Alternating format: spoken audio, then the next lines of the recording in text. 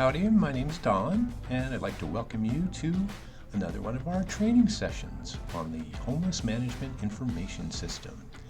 Now, I work with Neighbor Impact here in Central Oregon, and this training session is meant to be a supplement to any training that you've already received.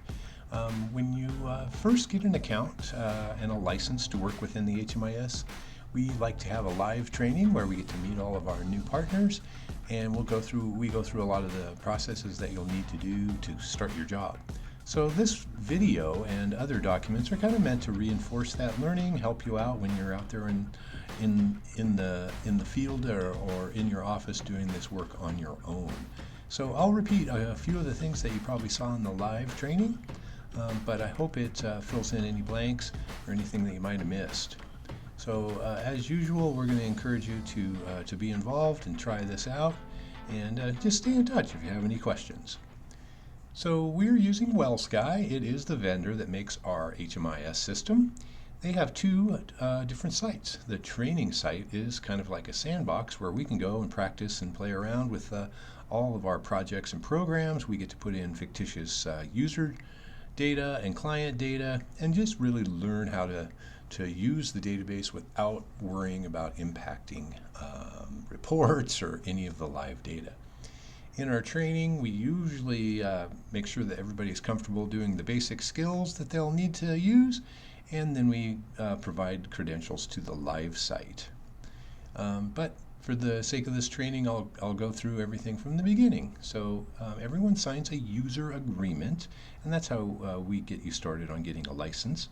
The user agreement basically covers your pledge to protect your client's data, to enter it properly, to use the system in a manner that benefits clients and doesn't impact their personal lives or their personal information. And so you can look at the details of those user agreements.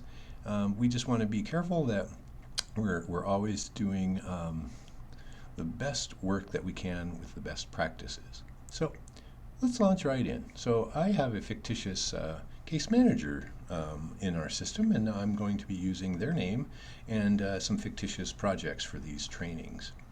So when you get credentials from me, it's usually a temporary password, and you put your username in and that password, and when you log in, WellSky just confuses people right away because it says, hey, your password has expired. Well, what it's really doing is prompting you to put in your own password, and of course it's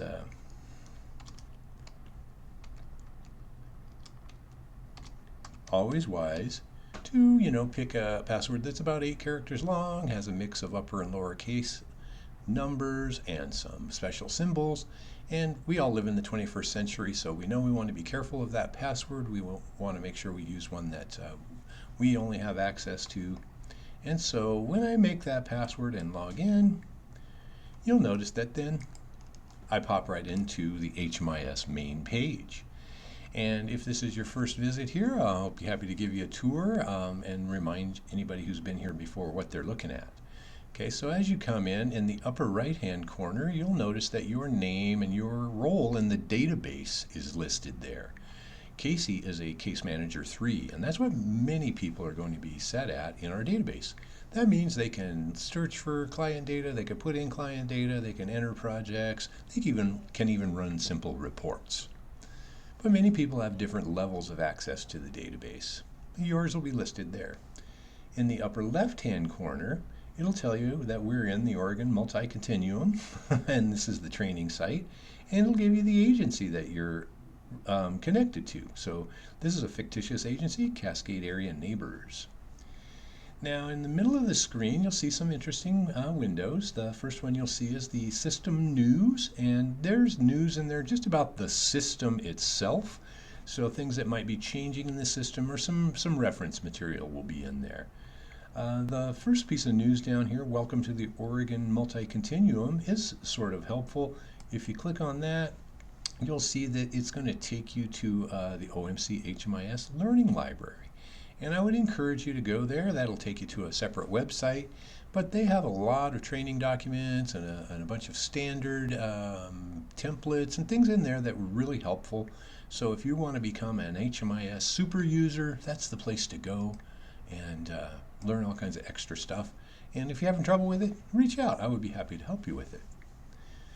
Now, in the upper right-hand corner of our screen is a panel they call the follow-up list. And what that is a place where you can have the database actually remind you to follow up with clients on certain services or actions that you might be taking place. And so I've got a couple of reminders in there coming up with a couple of my fictitious clients. And then in the bottom left-hand corner is a place where you can program counts, and you can have the system keep count of certain aspects of your clients and their projects. And so I just show those as an example of things you can do. Many people do this job without using these panels at all, but it is nice to know that you can customize this a little bit on your own. And if you need help with that, please reach out. Now, it goes without saying, most of our work is going to take place right over here in this black menu. This is a client-centered and a database, and so most of the work is going to be there. So we're going to click that menu, and it takes us to the client search. And you're going to spend a lot of your time starting out right here on the client search. And what we do is if we're working with the client, maybe we're interviewing them, or maybe we have intake paperwork for them, the first thing we want to do is see if they are in our database. So we would search by their name, but we can also search by their social security number and see if we can locate them in our database. So for the sake of this training, I usually pretend that I'm working with a client, and he's got a really clever name. His name is Fictitious Client. So when I want to look them up, I can put his last name in the database, and I could also put his first name if I can remember how to spell it. And when I do a search, the database is going to look for that client's record. And lo and behold, look, there it is down there. It says Client Results, Fictitious Client is in the database. It shows me their social security number and their date of birth. So that's helpful because there will be many times you look up a client and there will be several people with the same name or very close name, and you'll need to be able to figure out who is who. For example, if I just search for someone with the last name Client, you'll notice that there's quite a few fake clients in our system. Well, I'm working with Fictitious Client today, and I can see their full name there, social security number, date of birth. So when I'm ready, I can go ahead and click right on their name. And when I do that, the database brings me to their profile page. We like to use the name Summary page, so when I go to the top, I can click on this little tab that says Summary, and this is basically a snapshot about this person. It has their presence in our database all listed in one handy spot. So as we look at this client record, starting at the top, we see their name, Fictitious Client. And then we see a small number there. That's number 22. That's what we call their unique HMIS number. Everyone who has a record gets a unique HMIS number. And that's a secure way that we can communicate about those clients and look for them. You can even search by just that number in the database. So if we're ever sending emails or we're in video calls and we need to communicate about a client, we want to use that number. It saves their privacy and their personal information if we refrain from using names or any other identifying information. So please only use that HMIS number if you are communicating with other colleagues. So as we scroll down, you'll see that we have their name and their date of birth in there. There's some race, ethnicity, gender, sex information that gets filled in as we go through this process. Over there on the right, we have their social security number and their veteran status.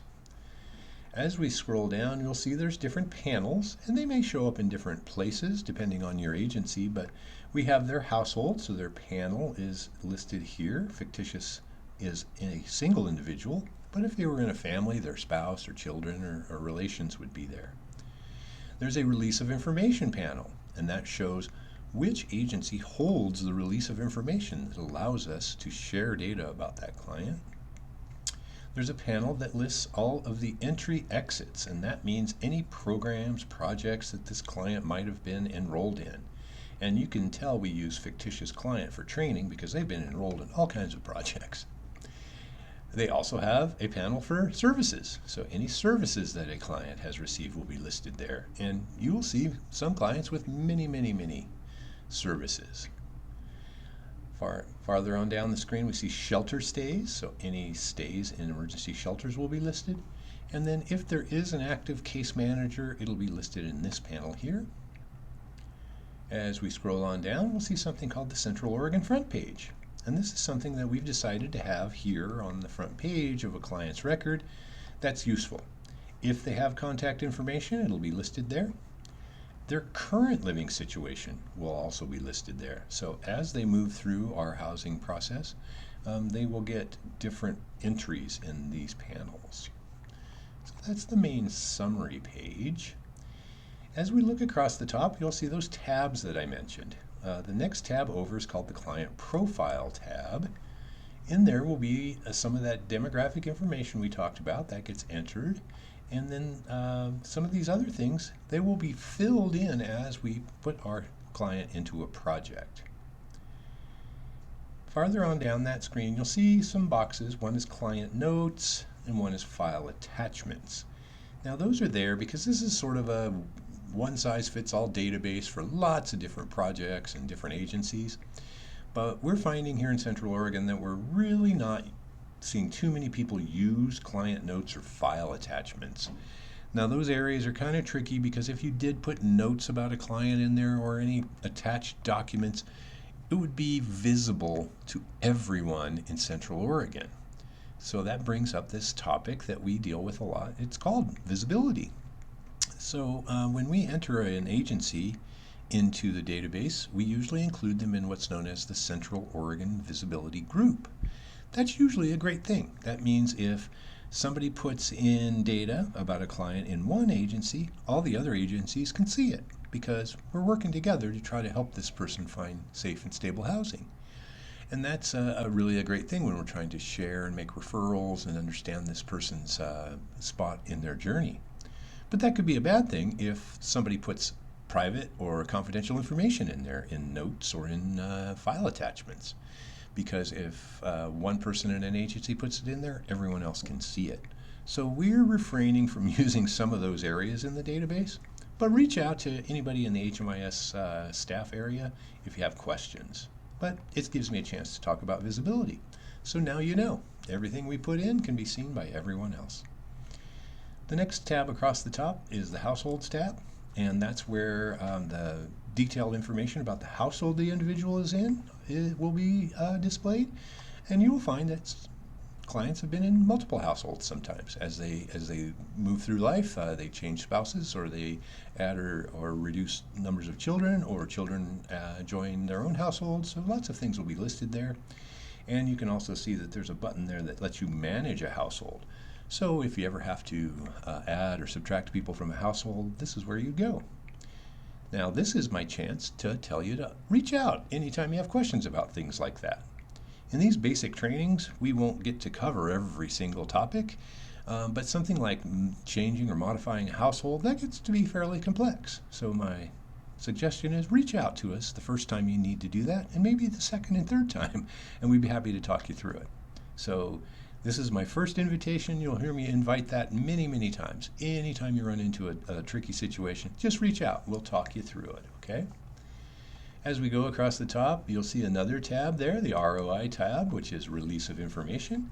And it lists which agency is holding that release of information, whether we have permission to share, and the start and end date of that release of information. Later in this training, we'll talk more about it, but this documents where it's being held. Now up there on the top, you'll also see there's some other tabs. The Entry Exit tab is similar to the panel we saw on the main page, but when you click it, you'll notice all the programs that this client has been entered into are listed there with a lot more details and ability to do follow-ups, interims, exit dates, and modifications that you might need to do. So you'll find that you'll use that tab frequently. There's also a Service Transactions tab, where we can go and add services or shelter stays or things like that. So very helpful tab. And then the case managers tab. So if there is a case manager assigned at any agency, it'll be listed there. So that's a real brief tour of a client record that's already in place.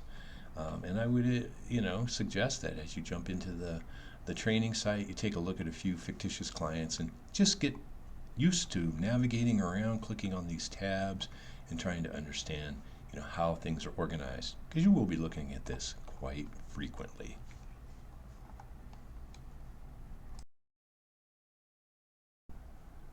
That was an example of using the client search feature to find a client that's already in our database.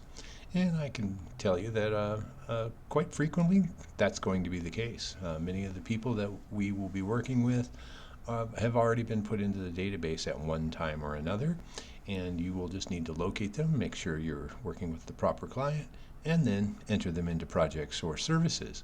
And off you go on your usual work. But from time to time, you'll encounter someone that is not already into our database. So it's important to know how to do that, and then it also gives you a little insight into how the data is collected and what it looks like behind the scenes. So we'll do that next. I've got a fictitious client in mind, another one with a different name, so we'll go ahead and enter them. Now we're going to start out the same way. We go to the Clients menu and we'll click that, and you can see that it takes us right back to that client search again. Now I have some previous search results there. I can get rid of those by just clicking Clear. And you'll notice that I have all brand new fields. So I'm sitting down to work with this new client, and they have another really creative name. Their name is Friendly Person. So I'm going to go ahead and put their name in. And I hope I spell it correctly. Friendly Person, right? And the first thing I want to do, like always, is search, see if they're already in our database. As I look towards the bottom in the client results panel, I see the words no matches. So at this time, I'm thinking maybe this person is not in our database. So I'm going to go ahead and move on. I'm going to fill in the rest of these fields and presume that I'm creating a new client record. So you'll notice that I've got their name in there, and as I come down, the next field that I'm asked to fill out is called Name Data Quality. Well, that's when we can start talking about data quality right away from the first moment we enter the database. We want to make sure that the data is accurate, and then we need to describe the data sometimes. So our friends at HUD, Housing and Urban Development, have defined how all of this data is to be put in, and then how is it to be described. So I have a person's name there, and you'll notice when I pull that menu down, I have the choices of describing that data I just put in. Well, in my case, Friendly gave me their full name, so I would pick full name reported. But you'll see there are options there for partial name, or sometimes we'll ask questions and the client won't know the answer, so the descriptor would be client doesn't know. Sometimes they'll prefer not to answer, and so we can choose that. We could leave those fields blank and put client doesn't know or client prefers not to answer. There is an option there that says data not collected, but we will start right now saying forever and ever, while you use the database, never ever use the option data not collected. That is required to be there, but what it really says is we didn't even bother to collect the data. So we're not going to use that as a choice in any place in the database. So as we move along, you'll get a few examples of these data descriptors. So I have Friendly Person's full name. Now if I was working with someone and they didn't want to give me their full name, I could put in their first name and choose partial, but thankfully Friendly has given me their full name. I can put in an alias, a nickname, and it's helpful if we want to get to know that person, but it is not searchable, or it's not part of the required record. The next thing that we're asked to do is provide a social security number. We can assure our clients that the social security number is only used to identify people and distinguish people in our database. We don't use it for anything else, and no one else can see data in our database. So Friendly has been nice enough to give me their full social, so I'm going to go ahead and put it in there. Now, guess what? There is a social security number data quality field next. So Friendly has given me their full social security number. But you might guess that some clients will only want to give us maybe the last four of their social. And that's okay. We can put in the last four, and then we would pick approximate or partial, wouldn't we? Now, some clients are not going to know their social security number, so you could leave that blank. And that's typical with children or people who may not, have it memorized. You can leave it blank and put client doesn't know. But it's certainly going to be possible that other people are not going to want to answer that question. They're going to prefer not to give it to us. We can leave it blank, and we can put the descriptor client prefers not to answer. But we're never ever going to put data not collected. That's the only one that we'll step our foot down on about. Please never use that descriptor. Now, as always with data, we want to get as much data as we can and be as accurate as possible. So remember, social security numbers are tricky, but we would like to get those just to distinguish people in the database. Next, the question is this client a U.S. military veteran? It could be a yes or no answer. They can say they don't know, or they can prefer not to answer. Next question is sex. So this is a data element required by the federal government. They would like to know, as they define sex, they like to know what was this person's sex assigned at birth. So there are the binary choices there of male or female. A client can say they don't know, and they can say they prefer not to answer. Now, what we're advising folks is that, as you get to know your client, you may learn some things about them that help them answer that question. So remember, if they are not comfortable giving a male or female answer, they do have the option of giving something else. Now, later in the database, there is a field for gender, and that's where we can recognize and give expression to some of the different gender choices that people might make. Now, there is a little box there that says exact match, but I very rarely advise people clicking that. It's meant if you have a very strange or very unusual, very precise name you're looking for. It helps very rarely, though. Most of the time, it just rules out people, and we've found it not to be very helpful. So, I've got all the fields filled in, and I would like to ask everybody a big favor. Now, right now, before you move on, do a second search, okay? Because now I've got a little bit more information in there, including a social security number. So I'm going to do a second search. Now it still says no matches down there at the bottom.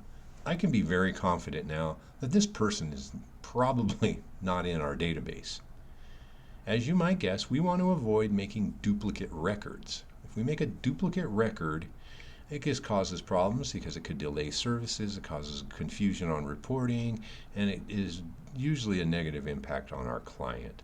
So just do us a favor and do yourself a favor and do a double check to make sure that that person is not already in the database.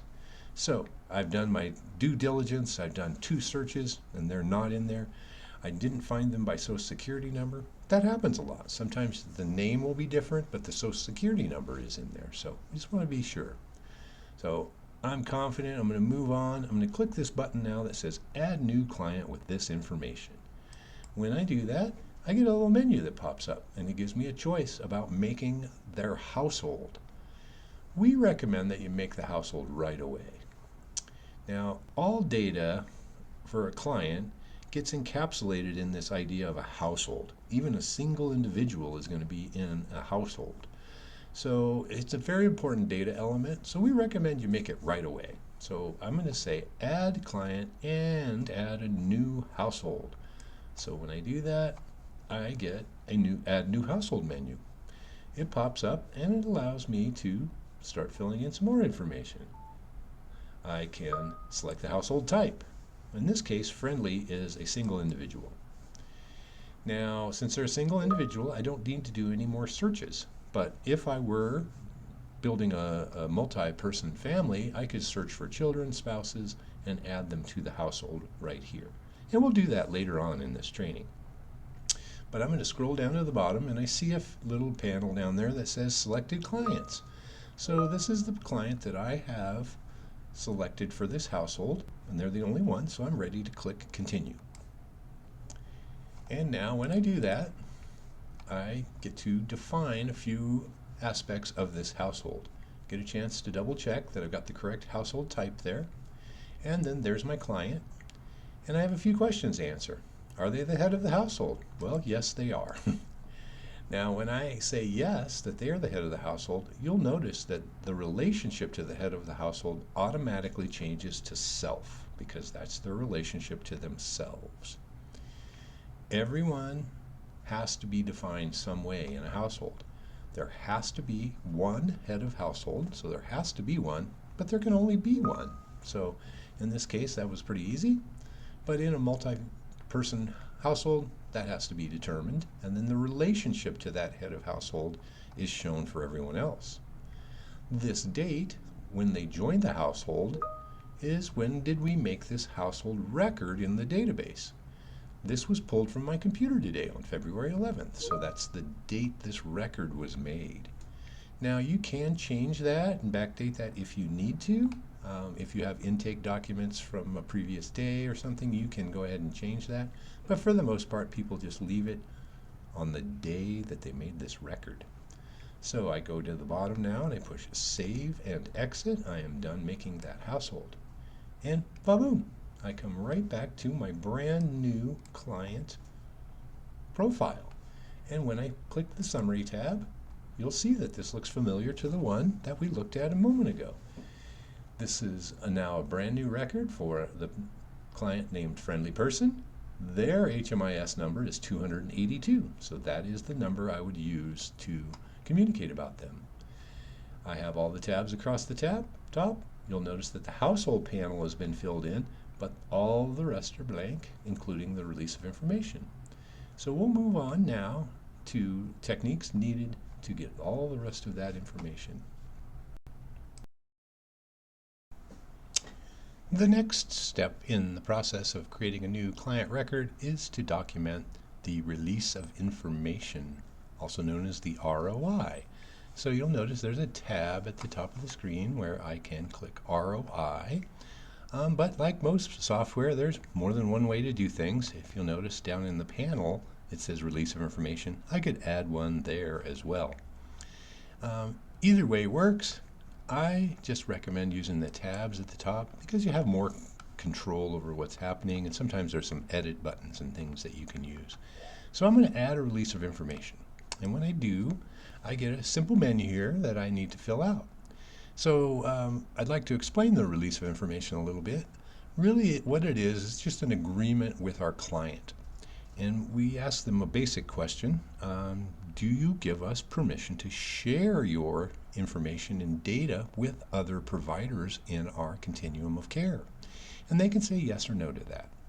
If they say yes, then we can help them as they move through this process. If they need to move from one agency to another, we can simply share that information across the database, and there can be a seamless transition from one agency to another.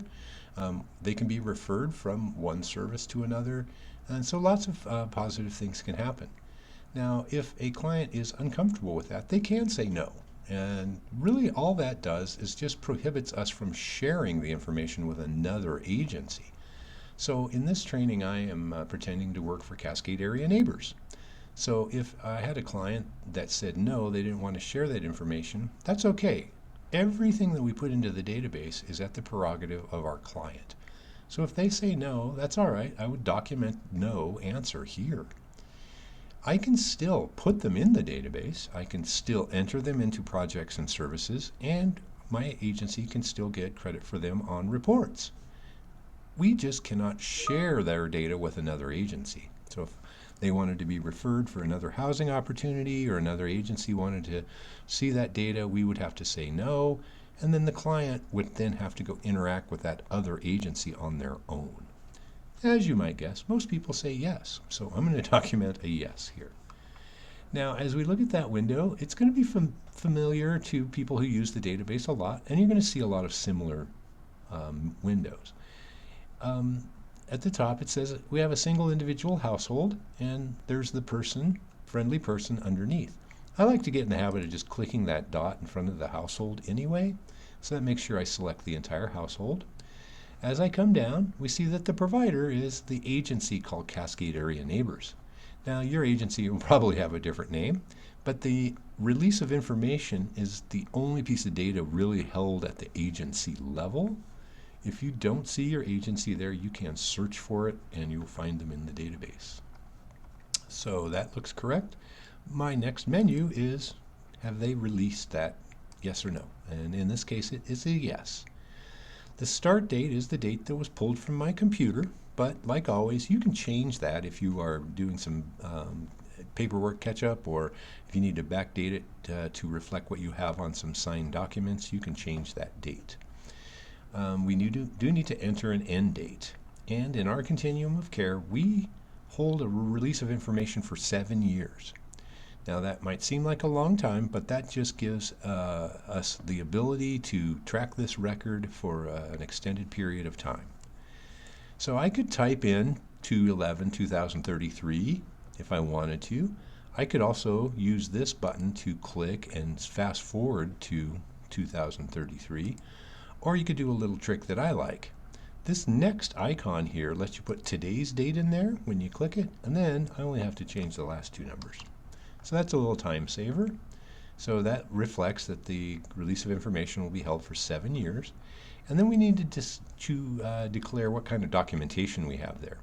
Many times it's going to be a signed statement. So many agencies have a release of information document. They have the client sign it.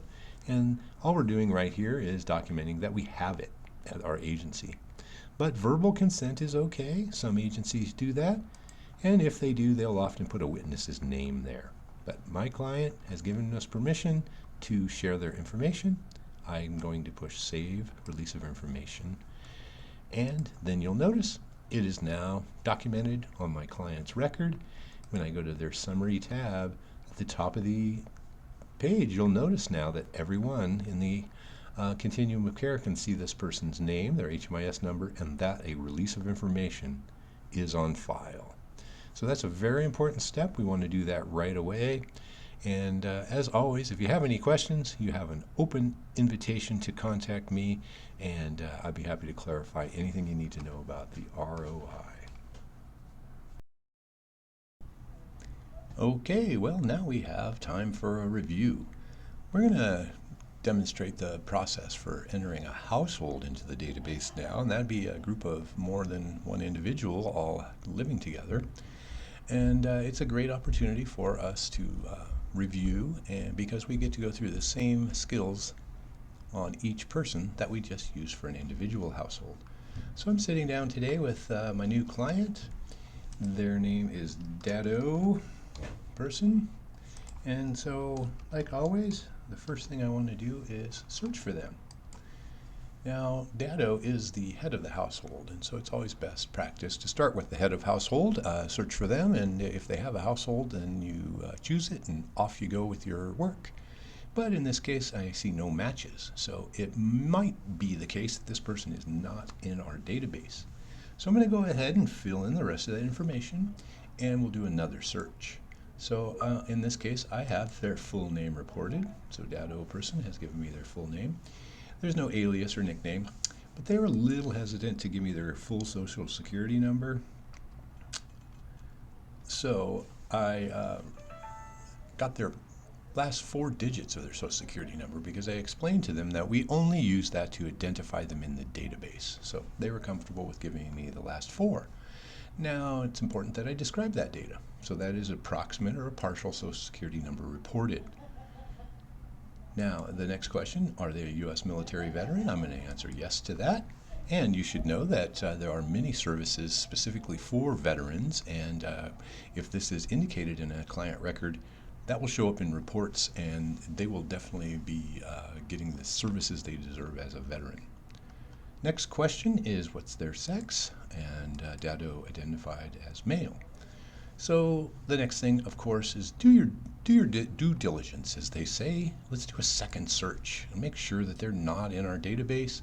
I got a no matches result there, so I can be confident now and add this new client with this information. And like always, I'm going to create that client record, but I'm going to build a household right away. So this time I have a male single parent, and I now need to look for the children to see if they are in our database. And so the son is named Kiddo. And so I'm going to do a search, and you'll see there's no matches again. Now don't be surprised if you have to make a record for an adult but find that a child is already in another household. That can happen. You would just create a new household. You would put them into this household and use that record. So there are many times where people will be in different households. So be ready for that. And like I continue to say, if you encounter something that's funky and you don't understand, just reach out. I'll help you. Now the name data quality is, got the full name reported there, right?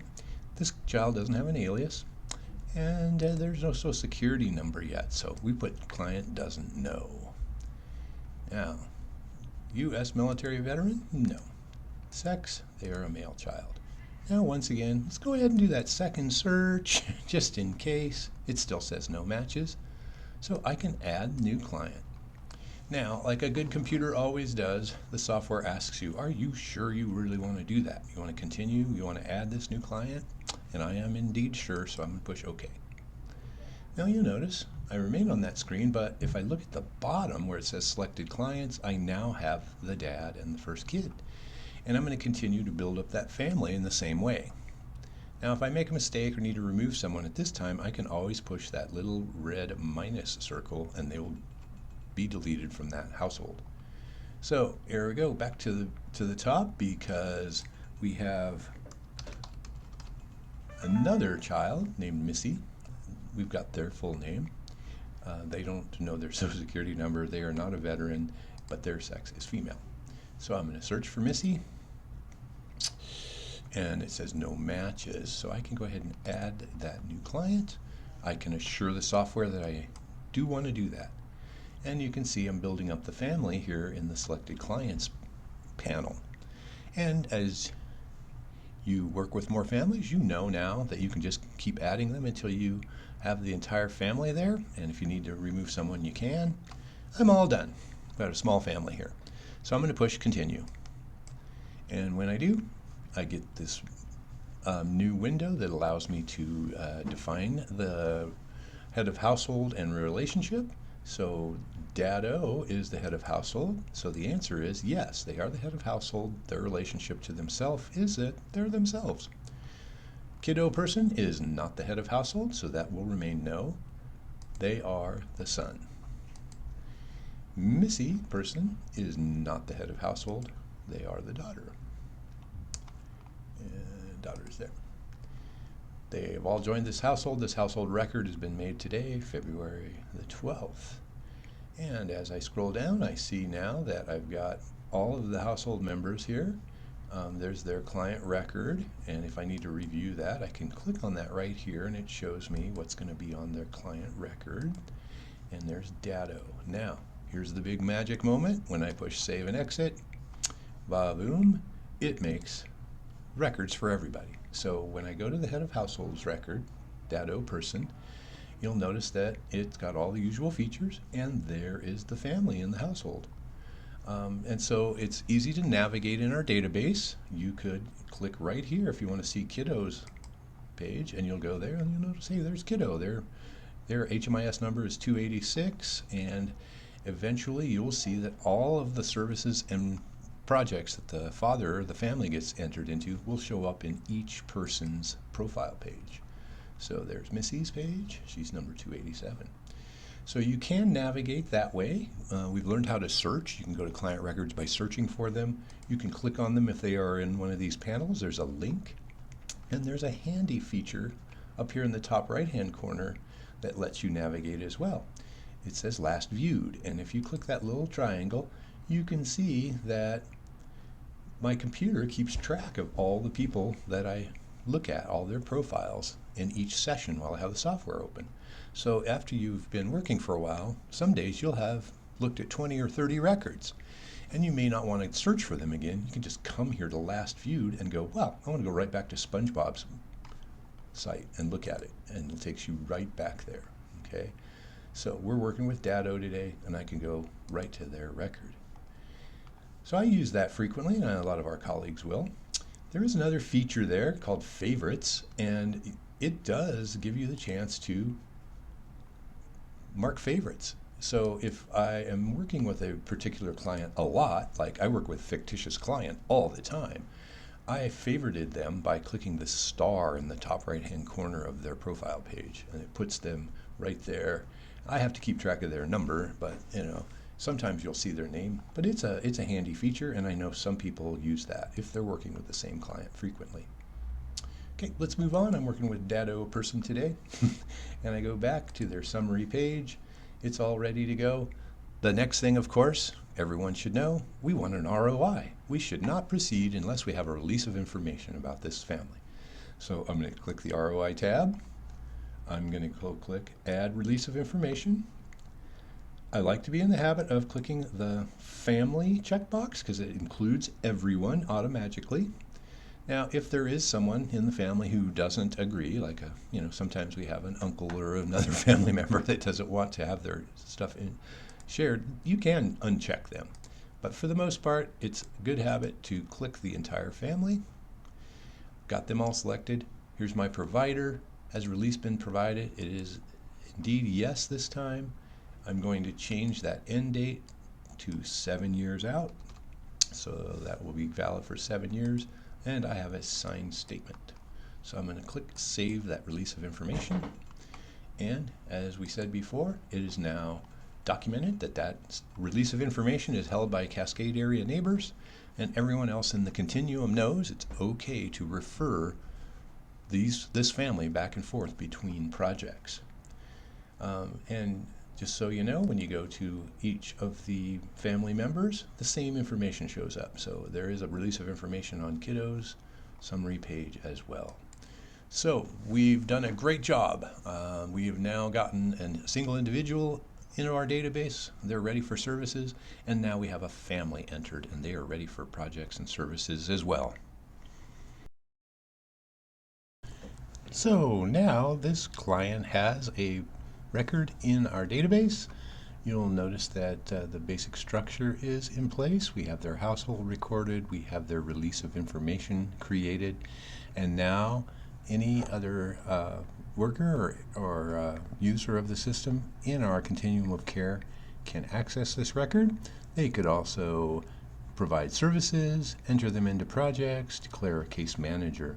So those are the basic skills that we need to get someone into the database. If you have any more questions about creating those, as always, please get in touch with me here at Neighbor Impact. My email will be at the end of this video, like always, and I would ask you to just stay in touch and let me know how it's going. Please refer to any additional videos, because there's lots of other skills that you'll need to enter people into services, do entry-exit tasks, update files, and all of the important work that we do in the database. So please keep in touch, and thanks for your attention.